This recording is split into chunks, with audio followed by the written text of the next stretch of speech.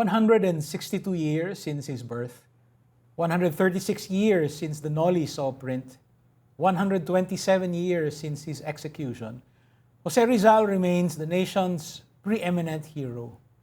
As I have argued before, the Philippines does not make sense without reference to Rizal. What does the current generation of students think of Rizal? In an age of digital distraction and disinformation, of competing channels and media clutter, how should Rizal be taught? Good evening. I'm John Nery, and you are in the Public Square.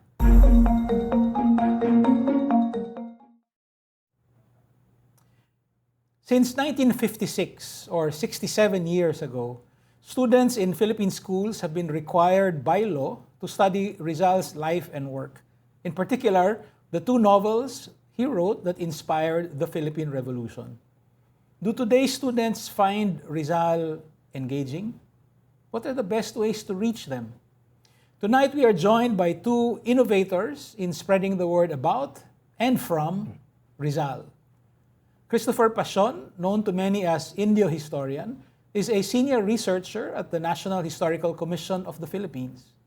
For many years, he has shared instructive and influential history posts on social media. He joins us from the NHCP offices in Manila. And Paolo Ven Paculan, known to his students as Sir Pao, has been teaching at the Ateneo de Manila Junior High School for over 2 decades. Last year, his Filipino translation of the Noli for high school students was published by the Ateneo de Manila University Press. He is here with me in the studio. Good evening, Sir Pao and Chris. Thank you for joining me in the Public Square. Good evening. Po, sir. Good evening. Hi, Chris. Sir Pao, let me start with you. Why did you put together this new translation for high school students of the Noli? Okay lang po mag-Filipino. Of course. So bale, nung kasi, nagkaroon ng panahon na nag-sub ako para sa isang nagtuturo ng Noli Me Tangere. Tapos, napansin ko, nahihirapan yung mga estudyante na intindihin yung binabasa nila. Whereas, previous generations of students, and maybe yung students last year, naintindihan pa nila. So, parang may sudden change in the, siguro, language skill o kung ano man. So, sabi ko, i-record ko kaya, medyo mabang kwento to, sir. I-record ko kaya lang nahiya ako dun sa translator ng nung original text. So sabi ko, subukan ko kaya i-translate for myself. Meron naman akong meager Spanish skills. So so sinubukan ko. Tapos dun ko na-realize na pwede palang maging madali. Pwede palang gawing madali yung translation na parang nasa sayo na as translator kung anong register ng wika yung gagamitin mo, kung anong rehistro. So, yun po yung sinubukan ko gawin. Siyempre, nahirapan ako. Mahirap pala siya, matagal pala siya gawin. And, the book took 12 years to be produced. Okay, just a quick follow-up. Paano mo binenta sa administration? Paano naging textbook? Actually, hindi po siya as much as binenta as parang hiningi nung school. Halos ganun. Na sana meron tayong version na naiintindihan nila. Kasi parang sobrang kawawa naman kung nalaman natin yung Noli, tapos ang binasa lang natin, buod, summaries lang. So sabi namin, kailangan mabasa nila yung actual text, yung actual chapters, ganun. So paano natin yan gagawin? So yun po, ito yung naging bunga. We designed the book with a lot of drawings, medyo abridged siya para kayang tapusin ng students. Tapos yung language, medyo mas malapit dun sa mas maiintindihan nila. Balikan natin yung translation mo. No? I've singled out 2 excerpts. Maybe we have time to discuss. No? But Chris, Indio historian, we remember Rizal at least twice a year. No? His birthday, so this was June 19, just a couple of days ago. And of course, his death anniversary, December 30. How do you keep your social media posts fresh and interesting? Actually, my medium on social media is via Twitter. And Twitter kasi has this way of, for people on the rush na parang usually yung Today in History post ko, I keep it at the minimum ng 10 10 tweets in a thread. So I don't, as much as possible, I don't go beyond that limit. Pero the challenge is really to compose tweets that are not watered down specifically, but also to keep people interested. So may function yung Twitter na parang I can requote tweet from my previous other related to the in history posts. So as soon as a person logs in on Twitter and sees my thread, may mga quote tweets yun. They could dig deeper, no, on their own. So kasi related talaga ang history kasi it's always with context. So if they have additional questions on that 10 tweet thread, they can consult with other linked quoted tweets there no, doon sa single thread. Um, in the case of Rizal, I always keep it in mind that Rizal has always been relevant because most of the things that he wrote about, yung mga sinulat niya, yung mga kaisipan niya was during the time when he was being put under surveillance. So particular, for example, I started these Today in History posts on Twitter during the pandemic, no, when we were on lockdown. And at that time, I think Maria Ressa was also on trial at that time. So I would emphasize more on kasi Rizal wrote a lot of things about press freedom. And whenever I do Today in History tweets, laging may ganung angle no na relating it to what's going on in the present. So for example, there was this one tweet on Rizal wherein he was on his way to Cuba. But at the time in 1896, kasi August, lumarga yung barko niya from the Philippines to Spain and then to Cuba sana, no, from out of exile from Dapitan. But what happened was because of the outbreak of the Philippine Revolution in August of 1896, dineport siya, no? So he would spend just a night in Spain sa kulungan and then he was immediately deported to the Philippines. Yung tweet ko on that entry was as soon as he arrived, no, may nag-aantay sa kanyang mga Guardia Civil and all the state forces.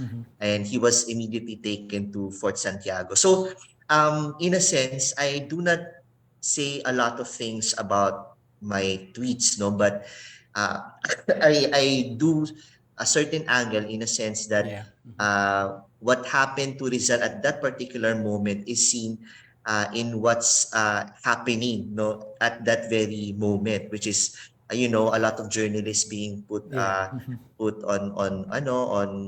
ginigipit sila no ng government, no, and I find it interesting, Chris, that yes. there is a precursor to surveillance capitalism, ano? Surveillance colonialism pala tong kay Rizal, ano? Yes. I like that as your tweets age, they acquire more layers, no? So halos bawat tweet you can now quote, you can add a quote tweet, no? So parang it invites you at every step to go deeper, no? I find that very interesting. Chris, if you don't mind, no? What kind of posts, not necessarily about Rizal, get the most traction in your experience? Well, specifically those parts of his Philippine history that are, sort of trivialized and politicized, no. In particular, my posts on for example, whenever we have like my Today in History na tapat sa February 25, which is the conclusion of the EDSA People Power Revolution, or on September 23 when Marcos Sr. declared martial law, that really gains a lot of traction to the point that my tweets are being put on a screenshot, and it spills over to other social media platforms, and then I receive like backlash from certain trolls. No, but actually, I'm just laying out my today in history post as if it's holistic. No, I do not. Uh, I have this effort, for example, to emphasize more on kasi marami sa mga historical figures natin male. So as much as possible, I choose women. So for another round of the year, for example, last year I zoomed in on this today in history post na for about a male historical figure. I would deliberately choose a woman figure para maiba, and at the same time to in an attempt also to make it more representative, Okay. no, of Philippine history. So there are a lot of techniques and angles that I put in para maging relevant, no, yung tweets. And as you mentioned before, sometimes kasi I also get feedback. So I would also insert, no, yung another round, I would also insert another Okay. part, a new information to that old thread, I to have a make it question. more relevant. I have a question for the two of you about audience. No? So, Chris, you've been posting for several years now, and Sir Pao, you've been teaching for a couple of decades, no? Although it doesn't look like it. I have a question about audience. Has your audience evolved over time in the classroom? Have you taught different? Have the differences between generations manifested themselves in the way you approach or they approach Rizal? I'll start with Sir Pao and then Chris. Kung pag-uusapan po yung pagtanggap nga nila kay Rizal, parang una talaga yung wika. Parang meron talagang sudden break. Naramdaman talaga namin na parang may nagkaroon ng panahon, 2009 yata. Tapos parang pabilis na lang ng pabilis yung pagbabago nila sa kakayahan sa wika. Interesting. You even have a year. Opo. Kasi nakagawa kami ng parang study or survey nung panahon yun. So, napansin talaga namin na may nagbago. Tapos eksakto yun din po yung time na sinimulan ko to. Kaya rin siya 12 years, di ba? Parang 2010 ko yata nasimulan. Can you elaborate on that? What exactly was the break? Sabi mo parang hirap silang maintindihan. Opo. Pero how did that manifest? Parang dati po yung materials na ginagamit namin, okay naman sa kanila. Naintindihan nila, sila yung nagsasabi na, sir, ang ganda, ganyan. Pero maabot po sa punto na hindi na nila naintindihan. Tapos ang naging parang band-aid solution nga namin, i-record natin, gawin natin parang audiobook. So, doon po nagsimula yung project na parang pwede ba tayong gumawa ng audiobook na yun na nga, from a copyrighted text, baka naman magalit yung yung gumawa. Pero yun, parang kinakailangan na nilang pakinggan minsan. Ngayon po, mas madalas na namin ginagawa yun na nire-record namin yung mga teksto para mas mapakinggan nila. So, yun po yung una. Pero pangalawa, ang mas nag-evolve nga po yata kami rin bilang mga guro na yung lumalalim din yung pag-unawa namin dun sa teksto. Kahit dun sa literal na antas ng teksto, yung nuances, yung ang dami palang nuances na dati, hindi namin na ituturo. So, parang taon-taon merong dagdag na nuance, dagdag na kahulugan, dagdag na kakagandahan din nung teksto na napapalabas namin dun sa mga estudyante. Thanks. Chris, how about you? Any evolution that you saw in your audience over the years? Actually, kasi right now it's very, well, not as politicized as last year, but medyo lay low siguro yung attacks with regards to certain parts of my posts. But on when it comes to my audience on Rizal, there are always questions, no? Questions on kasi very nagre-resonate talaga yung mga sinabi ni Rizal, like when it comes to responsibilities as Filipinos, when it comes to speaking truth to power, when it comes to certain parts of his novels, no, na apparently I think I would also bring out yung phenomenon ng Maria Clara at Ibarra, this show on GMA7, That's right. which brought new um audiences, no, to appreciate the works of Jose Rizal, kasi one of in particular, no, one of the revelations that I saw, no, from the audience was their shock when they realized who Sisa was.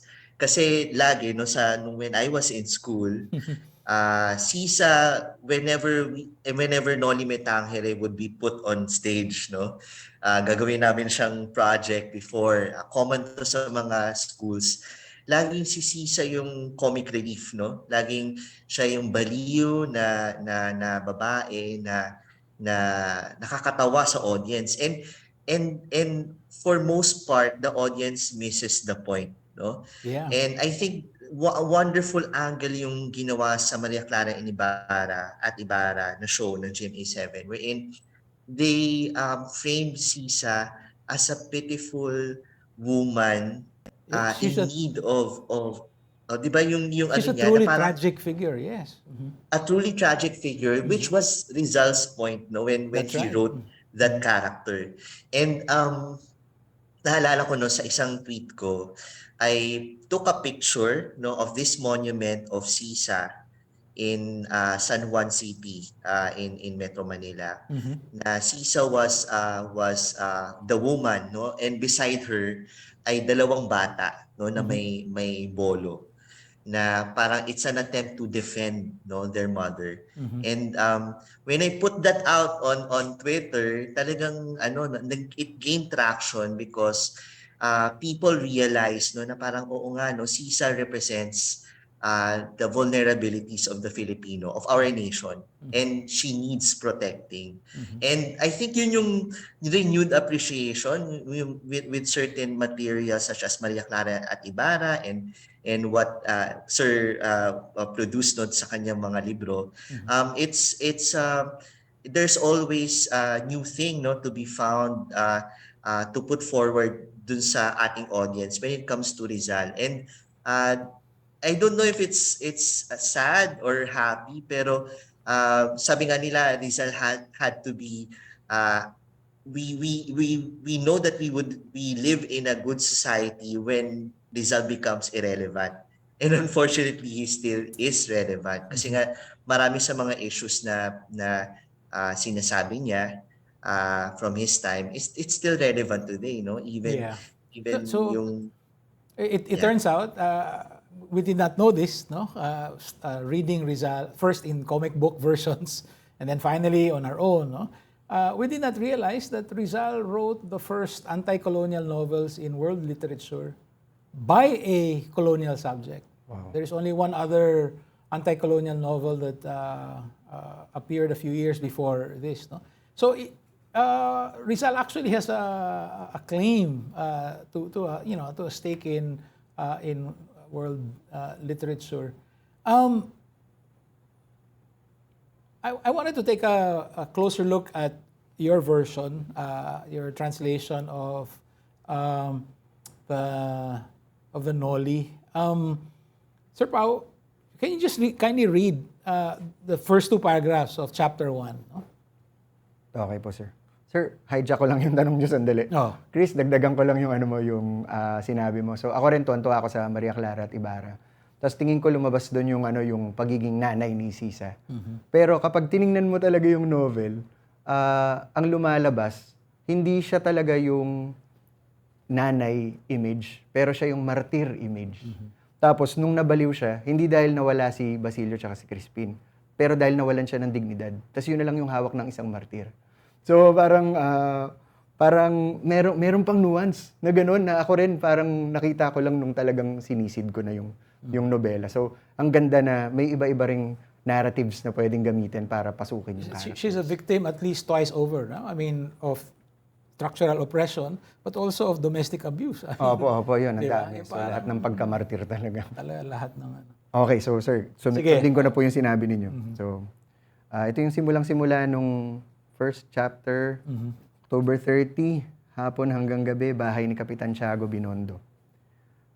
May handaan kay na Tiago. Mamayang gabi na. Parang kuryenteng kumalat ang chismis sa Maynila at mga katabing lugar. Alam kasi ng lahat na galanting tao si Don Santiago de los Santos o Kapitan Tiago. At bukas ang kanyang bahay tulad ng kanyang bayan. Sa lahat. Maliban sa mga ideyang bago at matapang. Yun po. Okay. All right. So, two short paragraphs, ano? I actually brought other copies, other versions, other translations of the Noli. But if maybe some of us will remember that the Noli starts with towards the end of October, no? The news in the house of Kapitan Santiago de los Santos, etc. May pagganon, ano? Opo. And then yung parang kumalat like a jolt of electricity, like a shock of an electric shock, ano? Pero yung isang buong paragraph na yun, you condensed it into yung parang sinabi ng mga tao, may handaan kina Kapitan Tiago. Parang ganon. Can you explain the process? Why did you do it that way? Why did you think that will engage the students more effectively? It was a very long process, na 12 years nga talaga. Tapos, I think I went through at least 3 whole manuscripts. Na parang yung una accurate pero mahirap intindihin. Yung pangalawa sobrang daling intindihin pero parang ang dami nang nasakripisyo. Tapos ito po yung hopefully, ito yung parang wala masyadong nasakripisyo pero mas naiintindihan. So ang pinanggagalingan ko rin po yung karanasan ko rin ng pagkakwento ng mga nobela ni Rizal sa mga estudyante kasi kailangan. So teachers, okay lang di tayo makonsensya na minsan kailangan nating ikwento yung buod kasi wala talagang oras, di ba? Pero parang ano yung mga detalye na ikikwento mo? Ano yung importante? Ano yung kapag sinabi mo to, matutuwa sila. Pag sinabi mo to, matatawa sila. Pag sinabi mo to, makikita nila, ay bastos pala yung novel. Di ba? Parang kakatuwa rin pala siya. So, yun po yung sinubukan kong iwan na parang paano ko ba to ikikwento kung ako yung magkakwento? So, meron ding ganun na parang partly it's also a retelling, hindi lang siya translation. So, parang sinubukan ko ang isipin, kung ikikwento ko to na medyo exciting, saan ko siya sisimulan? I want to ask you and then Chris, the same question. What are the dangers are there any dangers in simplifying Opo, sobra. Rizal? Sobra. At saka, ang sakit sa akin kasi ang sarap nga nung nuances eh. Ang sarap nung details eh. Pag si Rizal nagde-describe, nakikita mo bawat ganun eh. Bawat baling ng ulo, bawat parang pikit ng mata, nakikita mo pag si Rizal eh. Pero kailangan ko i-sacrifice yun kasi walang oras yung estudyante na basahin lahat yun. And mostly naman, pag nag-i-imagine ka ng isang scene, binabasa mo yung konti tapos ikaw na nag-fill in ng details. So parang gano'n na lang yung inaasahan kong gagawin ng mga estudyante. Pero meron talagang panganib na so manginginig ka talaga nun, ako tatanggalin ko tong detail na to. Sana hindi siya ganun ka-importante pala. So parang you just But trust. you get the chance in the classroom setting Pwede to bring up some of the things that were taken out? Opo, pwedeng ganun. So halimbawa, gusto kong mag-expound sa isa. Sabihin ko, itong linya lang yung nilagay ko, pero ang totoo, ganito yan kahaba eh. So nung sinabi ni Piloso Potasio to, several paragraphs yan, parang ganun. So pwede pong ibalik. Pero yun nga, parang ang goal kasi, magkaroon ng version na kayang basahin ng estudyante sa free time niya, na tuloy-tuloy niya mababasa kasi exciting siya. Pero parang wala rin siyang claim to being the complete version. Kasi marami na namang complete versions. At saka magaganda rin yung English translations. So, meron lang siyang parang objective na maging readable, enjoyable, and maybe parang sana pareho pa rin yung epekto niya. Yung goals ni Rizal, sana nagawa pa rin ng libro. Chris, I'm sure you know that the Noli is not the only abridged text in history or in literature. So yeah, what are the dangers? But why is there a need also for simplifying the text of someone like Rizal or Tolstoy or Shakespeare? Actually, on Twitter talaga, no? Kasi, di ba, it's for people na nagmamadali, no? And The challenge really is to not really water down the message. Um, Siguro yung bad side kasi noon is you tulad ng sinabi ni Sir, you need to sacrifice a lot of material. Pero realistically speaking, we are given like a specific number of a moment, no, to pique the interest of your audience. So in case of the classroom, an hour or so. Sa akin sa Twitter, ang attention span ng tao, I think mga around 5 seconds. And if you do not pique their interest, no, parang you lose your audience. So I think at siguro yung making the most out of that few seconds, that the most important thing is you pique their interest and hoping that that interest would in their own time siguro, if they have time afterwards, they would dig deeper into the material. Kasi marami talagang layers to be peeled, no, lalo na sa mga works ni Rizal. His poetry, his works, yung novels niya. In particular, parang na gusto ko sanang sa Twitter format, it couldn't put it forward yung scene sa Noli wherein Maria Clara sang this very sad song, yung Canto de Maria Clara.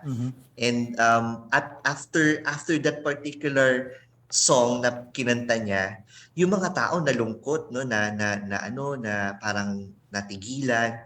And then parang may kumalampag lang yata na something, tapos bilang all of a sudden nagtawanan, and people forgot about it, no? So parang it shows yung pananaw ni Rizal na how people endure and hide the dark things of their own situation and pretend like things are going well when it's not. So parang siya, no, ito yung mga nuances na maganda talagang ma-discuss, no. But unfortunately, pagdating sa social media, talagang we're given a few seconds of attention, no.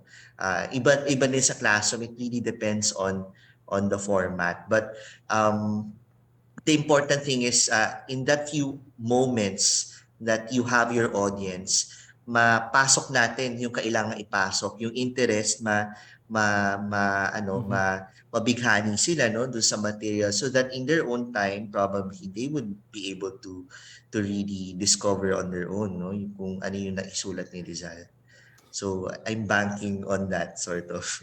Yeah, and also maybe the hypertext Yes. possibilities of the web, right? I mean, there's an invitation to click on another link, and then you just keep going and keep going. There's certainly much more material out there available now than when I was in school back in prehistory. Ang dami, no? Again, we're still talking about the translation and trying to reach out to new and younger audiences. Naisip ko, I think we're all familiar with the elements of a story, right? So my plot, my character, my setting, my point of view, and so on. Nung itong translation ninyo, Sir Pao, nandun yan. I mean, all of those elements are still there, right? It's the same characters, it's the same setting. The plot is still the same. Maybe it's a little tightened, no? But it's there. Pero ang napansin ko, yung language, sinabi mo nga, no? It's not always what Rizal. Wait, let me backtrack. Ang gusto kong sabihin, there's another excerpt I want to look at, no? This is a famous one, chapter 8, no? Yung recuerdos, no? Memories or ala-ala. The influential nationalism scholar Benedict Anderson focused on this, no? Yung chapter 8. No? So Rizal is in his karwahe, tapos papunta siya, nakita niya yung botanical garden, no? Tapos nabanggit niya anong sabi niya? Specter of comparison. Yung El Demonyo De las comparaciones. de las comparaciones, no? which you retained in your translation. Demonyo. Sinabi mo, ah, Ang demonyo ng demonyo ng paghahambing. Alright? Which Benedict Anderson translated as the specter of Iba yung comparison. specter. Ang point ko is that you were particularly sensitive to this part of the language, no? That you retain that. No? I mean, ito yung mga... Ang tanong ko, when you're going through this, no, which parts of Rizal's own specific language do you want to retain and highlight? Parang, kung tutuusin, ang iniisip ko lang po, ano yung trip ko ituro eh. Di ba? Parang ganun eh. Parang iniisip ko siya, parang pwede siyang maging i-condense ng ganun, no? Parang, syempre, may demand pa rin na maintindihan yung original, sulyapan man lang o parang subukang intindihin yung yung Espanyol. Kasi minsan nandun na eh. Hindi mo na kailangan isalin eh. So halimbawa, yung salitang demonyo, hindi naman kasi siya minulto ng comparison eh. Dinemonyo siya, natukso siya. Nung sandaling yun na naisip niya yung Europe, habang nasa Pilipinas siya, tapos kinumpare niya, natukso siya. Ano yung tukso na yun? Tapos, mas maganda siyang pag-usapan kung demonyo at hindi kung minulto. So, dinemonyo siya. Kaya, yun po yung parang, siguro But sa isang for Benedict banda, Anderson, that is the root of nationalism. No? That you're able to compare Opo. something good with something Opo. not so good. No? Parang yun yung sinasabi niya. Kinumpare niyo yung dalawang botanical gardens. No? Opo. So yun, parang, so sa isang banda, umaasa ka na tama yung interpretasyon mo. Di ba na importante itong salitang demonyo kasi natutukso siya. O di ba? Parang ganun. Tapos, pasok pa rin naman yung specter aspect. Parang ganun. So, minsan umaabot ng isang araw na iniisip mo yung isang salita para lang o kaya isang quotation para ano ba, sobrang importante nito eh. Kasi nga ginamit ni Benedict Anderson. So, kailangan sobrang ganda ng translation. Ano yung pinaka-angkop? So, yun, minsan aasa ka na sana tama interpretation ko. Sana yung lalim nito pati sa mga iba pang taong nagsulat tungkol dito, captured mo yung lalim na yun. Before I turn to Chris, I just want to say that this particular chapter, it took me some time to realize, but so Rizal is describing returning to Manila, right? But he wrote this in 1887. I mean, it was published in 1887. He returned in August 1887. And then left again in February 1888. In other words, nung sinulat niya to, ini-imagine pa lang niya to. No? What was happening, no? But I think what struck me was that how it seemed like it's part of his own story kasi bumalik nga naman siya. Alam natin 'yon, ano? Anyway, Chris, nabanggit ko si Benedict Anderson, no, who privileges Rizal in his very influential book, no, Imagine Communities. You're part of a group of historians and history students, no, who try to create what you call #HistorySpacePH. No? What does your generation of historians and history students think of Rizal? Wow, actually ang hirap ng questions. Yung question na yun, ano. How do we see Jose Rizal? Since you mentioned yung Twitter space namin, which we haven't done in a long while. Siguro when the context of Twitter space kasi it's an audio chat na live, no? So it's like a live ongoing chat na may multiple speakers, no? You can speak simultaneously. So I think mga around 11 microphones ang available sa isang Twitter space. And as admin of History Space PH, I can give the mic to other people who may want to raise their hand and join the discussion audibly. So whenever we tackled Rizal kasi nung December last year and also nung June last year. It's among friends, ano? And I think it's also the context whenever writers would meet and would talk about Rizal, no? How yung mga peculiarities ni Rizal, yung mga hang-ups niya, which gives context and more depth, no, to in the discussion of his works. So sa amin kasi no, we do the practice of commemoration every December 30, no, and every June 19. And here in the National Historical Commission of the Philippines, I'm involved kasi sa commemoration, no, the practice of state commemoration of laying the flower wreath on the base of the Rizal Monument. Uh, and sa December 30, all the Philippine flag are lowered on half mast.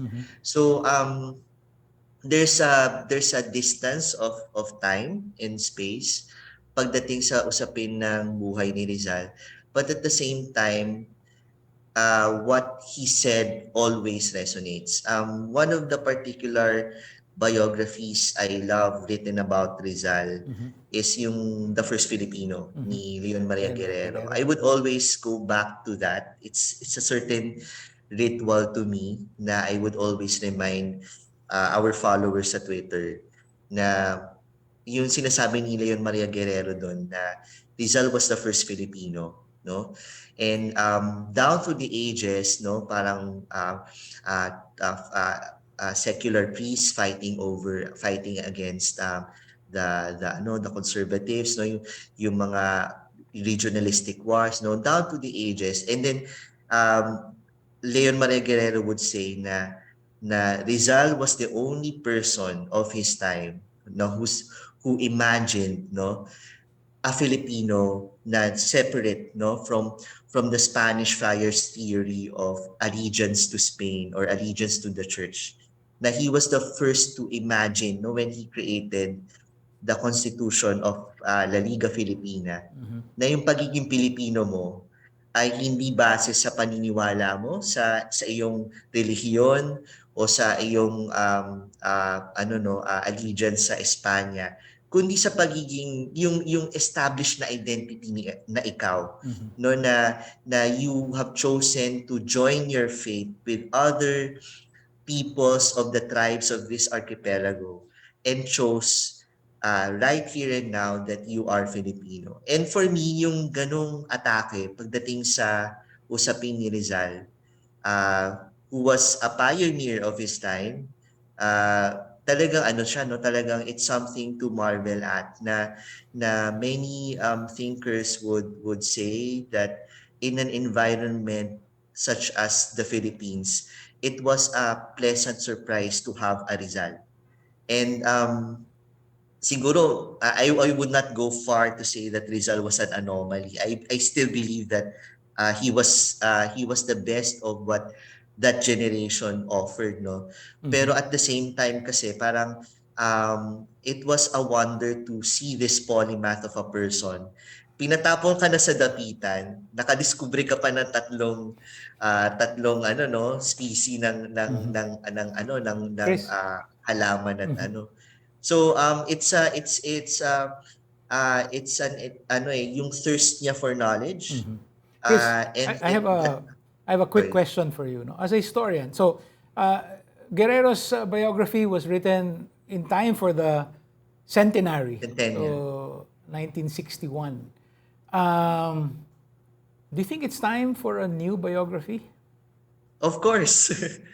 Of course, actually, even when it comes to that quintessential book of Teodoro Agoncillo, History of the Filipino, um, it needs to be updated and it needs to have a new breadth of perspective Okay. coming from our generation. And ang dami na kasi pinagdaanan no, since our independence was declared 125 years ago from Spain. Ang dami na nating ano no, ang dami na nating lessons to learn from.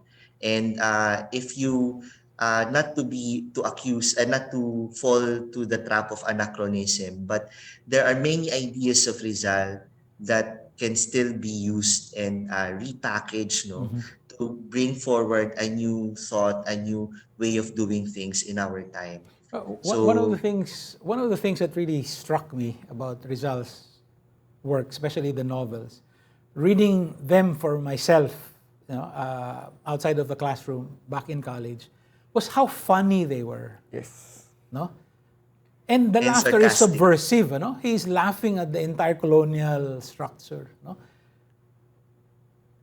yan ang, if there's a new biography, that's one thing that I want highlighted personally, no? Na that he's a funny dude. This guy, ang galing niya magpatawa. Ang tanong ko sa inyo, maybe this is my second to the last question, ano? And then we need to wrap this up. Sir Pao and then Chris. Does his humor travel to 2023? Your classroom in particular? And on social media, Chris? So, Sir Pao first? But actually, it's not just humor eh. Pati yung, yun nga, kabastusan. Minsan yun, yung pang ano ko sa mga estudyante ko na hanapin nyo nga lahat ng bastos moments, parang ganun. Tapos, doon sila na-intriga na talaga, bastos pala yung Noli. Or, hanapin nyo nga lahat na nakakatawa, lahat ng mataray na moments, lahat ng ano. So, parang kaya eh. Tapos, yun, parang it just takes, siguro, yun na nga, translating it for them. Na kaya to nakakatawa kasi ganito, or sinabi mo siya in their language, tapos mas naintindihan nila yung joke, parang kaya pa rin, pasok pa rin po. Tapos yun nga, parang yun din yung madalas na nawawala kapag tinuturo si Rizal. Parang madalas nagiging parang kasangkapan lang ang Noli para lumaya tayo. Pero it's also a work of literature. And being a work of literature, maganda siya. Parang maganda yung language niya. Tapos, yun, may mga jokes, may mga ano. Tapos, kaya siyang i-translate. Pero kailangan, naintindihan din muna nung nagta-translate kung na nakakatawa nga pala to. That's right. How about Chris? Does Rizal's humor travel on social media too? We do what we can, no? Kasi talagang ang hirap niya. Pero at the same time kasi as history educators, no, we need to be good communicators, and we cannot give something if we do not have it, no? So I think the challenge, no, for me, for myself, and for other Rizal educators out there is to really dive into the material and really appreciate it. Kasi magigets naman natin yung mood ng audience natin eh, so that we know at the perfect time kung kailan siya pwedeng ipasok, no? Kasi ganun ang humor eh, ganun yung sarcasm eh ni Rizal eh, no? As in the novels na talagang may suntok eh, no? May sipa. So I think it has to be done the right way by familiarizing yourself with the material and also the mood of your audience. So for me on Twitter, iba talaga yung demographic on Twitter. Ang bilis, no? Ang bilis ng attention span. So I don't know how to yet to really insert, no, that flavor ni Rizal. But I do what I can, no. I think iba rin yung dynamics sa ibang social media platforms like TikTok or Facebook, no. But of course, no, the medium is limited, no, but the material is a well, no, of more inspiration and material. So ayun, no, I'm looking forward to experimenting. Yeah. So maybe just one last question. No? This program is all about the democratic space. No? For me, that space is best symbolized by the town plaza, no? The public square. And if you go anywhere in the Philippines, chances are the town plaza will have a monument, a statue of Rizal, right? I wanted to ask you, what are Rizal's lessons for the public square? What's his legacy as far as the democratic space in the Philippines is concerned? Chris, can I start with you, and then I'll end with Sir Pao? Lessons on the public square, I think, is siguro yung Rizal's emphasis on responsibility, no, and a certain conviction that what we do, particularly in our own lives, reverberate into the nation. And I think I think his also his self-awareness na any small thing that he does, to the point na he's being accused na parang meron siyang iniisip na ano siya, mahalagang tao siya, no. Pero on the better side of that kasi parang he was very aware, no, of his actions and the impact that would bring. And I think that's a healthy outlook when it comes to bringing it out into the public square, na nung panahon ni Rizal ay almost non-existent, no. At the time of Rizal, they were not given press freedom. No? In fact, it was Rizal who was emphasizing through his articles in La Solidaridad na ang press freedom ay mahalaga para makita ng pamahalaan yung kanyang mga mga blind spots and ano ito no parang that's why it motivated him to write more no even when it became uncomfortable and dangerous. And I think that self-awareness of your responsibility is something that would be a lot contribution, a great contribution to this public square in our democracy. Thank you. Sir Pao? Ano po kasi, the popular view is the Noli is an expose, di ba? Tapos, nakakatuwa nga na si Sir Ambeth Ocampo, sinabi naman niya na the Noli could be a cookbook, di ba? Parang ganon. Pero the Noli can also be considered a leadership manual. Parang, pag tinuturo ko yung Noli, iniisip ko yun na, okay, posible na future leaders kayo ng bansa. Ano yung pwede nyong makuha bilang leaders dito? Si Ibarra, ano yung sinubukan niyang gawin? Ano yung mali niya? Bakit siya pumalpak? Si Elias, ano yung sinubukan niya gawin? Ano yung mali niya? Tapos ang dami, ang haba ng listahan. Tapos yung mga iba, mga minor characters, pero parang ang daming gustong baguhin yung bayan. Ang daming gustong may gawin para sa bayan.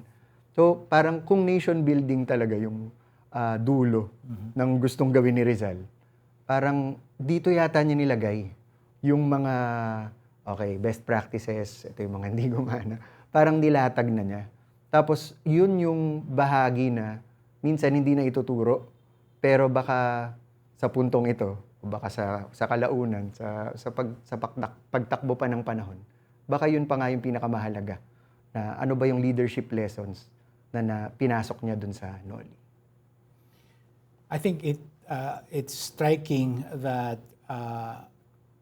his hero in the first novel, Ibarra, becomes a terrorist in the second novel, Philly.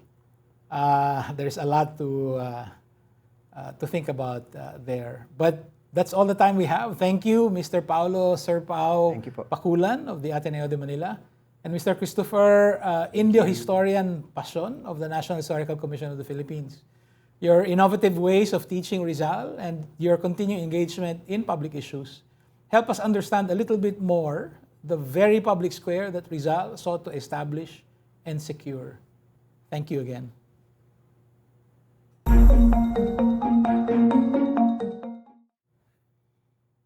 That's it for us tonight. The next step for engaged citizens is always to take a more active part in rebuilding our democracy. See you in the public square. This is John Nery. Thank you and good night.